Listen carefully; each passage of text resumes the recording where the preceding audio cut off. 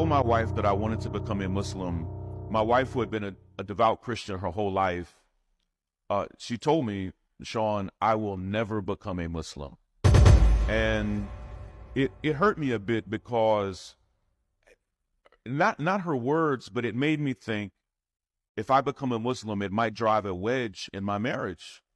I'm 44. I've been with this woman since I was 15 years old. So I didn't want to think it jeopardized my marriage. A few weeks later, when I traveled to Edmonton, I shared with some men, including a local imam there in Edmonton, that I didn't know how to approach this with my wife. And the brother told me something that was so profound. He said, Sean, do not try to convince your wife to do this. He said, it's more likely that you will mess it up than anything else.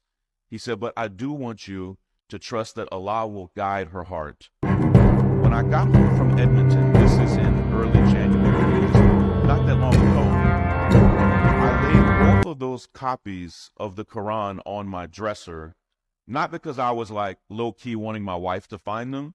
I just didn't want them to get bent up in my suitcase. And I was so exhausted from traveling that I went to bed like at 8 p.m. When I woke up almost 12 hours later, my wife had grabbed one of those copies. She's a professor, a doctor. Yes. She had already, through the night, she had already read almost half of the Quran. Subhanallah. And when I woke up, my wife said to me something that was so shocking. She said, Sean, I think we should become Muslims. There's a powerful lesson there. Like most Americans, most of what my wife knew about Islam, she learned from places that you don't want to learn about Islam.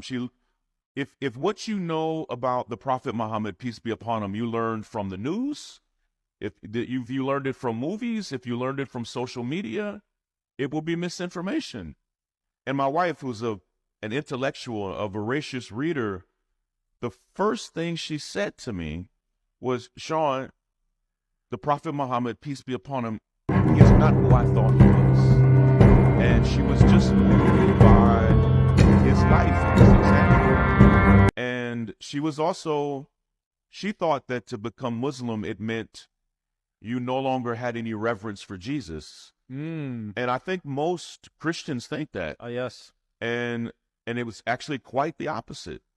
And when she saw that to be a Muslim still meant to have nothing but reverence and love for the Prophet Jesus, it changed her. And for the next 6 weeks, she and I were on a really beautiful private journey that we didn't talk about publicly, of just saying, what would it look like for us to make this big move in our lives? And so 3 weeks ago today, the Sunday before Ramadan, we took our Shahada, and it's been beautiful.